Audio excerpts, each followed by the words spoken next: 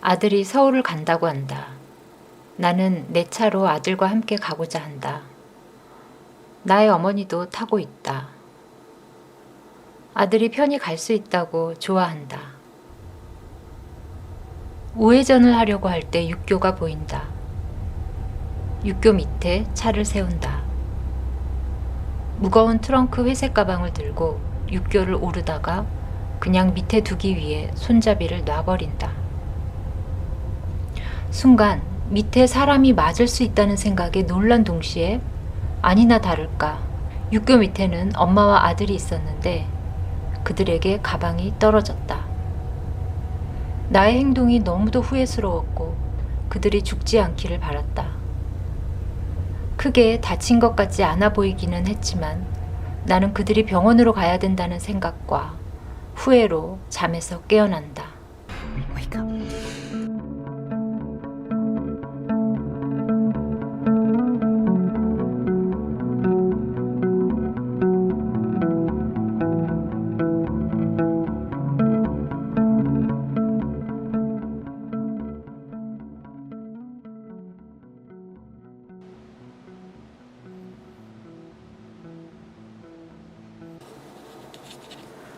이 꿈에서 육교를 어떻게 봐야 할까요? 육교는 이곳에서 저곳으로 건너갈 수 있는 다리입니다. 달리 말해서 다른 차원으로 갈 수 있는 교량입니다. 꿈을 분석할 때 꿈에 등장하는 요소들을 근원적 상으로 보게 되는데요.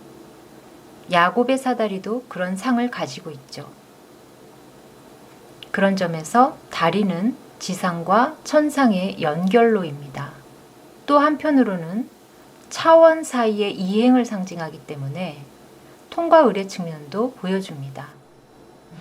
어쨌든 무의식과 가까이 있는 형국이니 개인에게는 위험한 위치입니다. 소위 영웅이 아니고서는 쉽게 건널 수 있는 길이 아니기 때문이죠. 다리에 대한 이야기를 좀 더 해보자면요. 산 사람이 근접할 수 없는 것, 그러니까 이쪽에서 저쪽으로 니마 제발 그 강은 건너지 마오 처럼 다른 차원으로의 이행에서의 그러한 다리, 그래서 산 사람이 근접할 수 없는 것을 뜻하기 때문에 넘어가기 어려운 다리에 대한 이야기들이 소개되고 있습니다. 그런 다리는 너무 좁은 다리로 나오고 있죠. 우파니샤드 문헌에는 그 다리가 너무 좁아서 면도칼처럼 예리한 날로 되어 있다라고 합니다. 그런 다리가 나오는데요.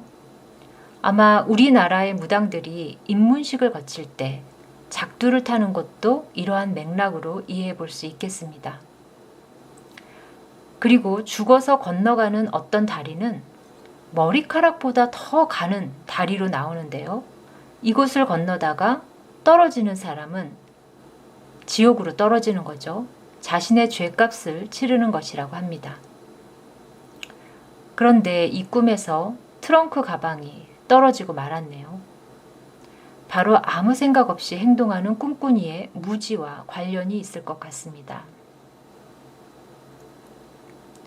꿈의 출발은 꿈꾸니의 아들이 서울을 간다는 것으로 시작하죠. 꿈은 하나의 방향성을 보여주는 것으로 시작하고 있는데요.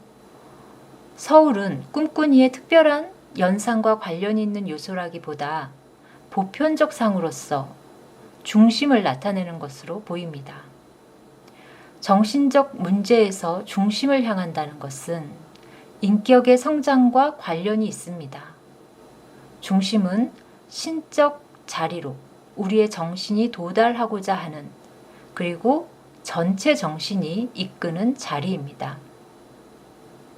그러니까 중심을 향하는 또는 향해야 하는 것으로 꿈은 출발하고 있는 것입니다.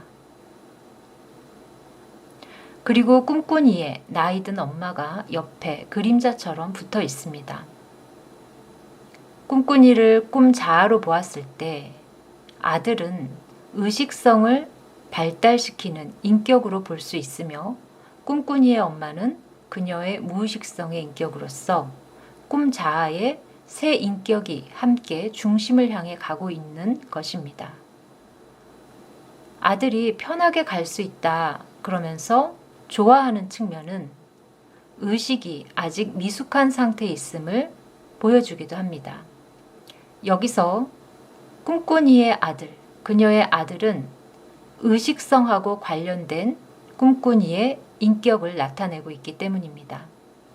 이것을 미숙한 상태로 볼 수 있는 것은 성장과 관련된 중심의 자리를 향해 간다는 것으로 보았을 때 이 길은 결코 편하게 갈 수 없는 것임을 우리는 너무도 잘 알고 있기 때문입니다. 그렇다면 꿈은 꿈꾸니의 의존적 측면을 나타내고 있는 것입니다. 그리고 육교를 건너게 되죠. 어떤 차원의 이행을 나타내고 있는 것이죠. 아들과 엄마는 꿈속에서 사라졌지만 무거운 여행용 가방으로 대체되었다는 것을 알 수 있습니다. 여행용 가방, 우리가 인생 여정을 하나의 여행으로 비유하듯이 이런 트렁크 가방은 이 여성이 자신의 의식성을 발달시키는 전체 인생의 여정을 지금 보여주고 있다라고 연결시켜서 보아도 좋겠습니다. 아들과 엄마는 사라지고 없던 여행용 가방으로 대체되었다. 이것은 리비도의 변화로 볼 수 있는데요. 꿈꾸니의 무의식성과 미숙한 의식성은 인격의 발달 여정에서 무거운 짐으로 대변되고 있는 것입니다. 그런데 꿈꾸니가 어떻게 합니까? 너무 무거우니까 순간 아무 생각 없이 손잡이를 놔버립니다. 그러자마자 순간 정신을 차리죠. 여기서 꿈꾸니의 위치가 중요합니다. 바로 높은 곳으로 오르고 있는 형국을 보여줍니다. 육교 계단으로 올라가고 있는 거죠. 육교라는 다리, 그리고 계단, 이것은 아까 이야기한 것처럼 야곱의 사다리, 역시 지상과 천상을 오르내리는 그러한 사다리로서 이 다리와 같은 의미로 볼 수가 있습니다. 그런 점에서 계단도 그러한 사다리 같은 역할을 하고 있는 거죠. 영웅이 아니고서는 건널 수 없는 길로 올라서고 있는 것이죠. 이 길이 위험한 것은 현실성과 멀어지고 있다는 것입니다. 자아가 의식에서 멀어진다는 것은 곧 무의식으로부터 의식이 멀어진다는 말이 되는 것입니다. 우리의 의식은요, 무의식의 토대 위에 있습니다. 그리고 그래야만 합니다.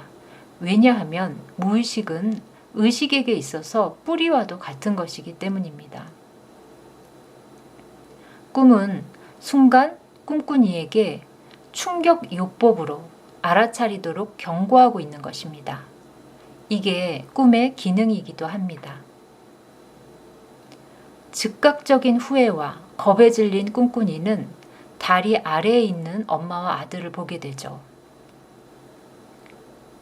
그들은 여지없이 그 무거운 가방에 맞았고 실제 같으면 목숨을 잃을 수 있는 사건입니다. 죽을 뻔한 아래의 인격도 꿈꾸니처럼 엄마와 아들로 나타나고 있죠. 다시 말해서 꿈 자아와 꿈꾸니의 의식성을 대변하고 있는 인격인 것입니다.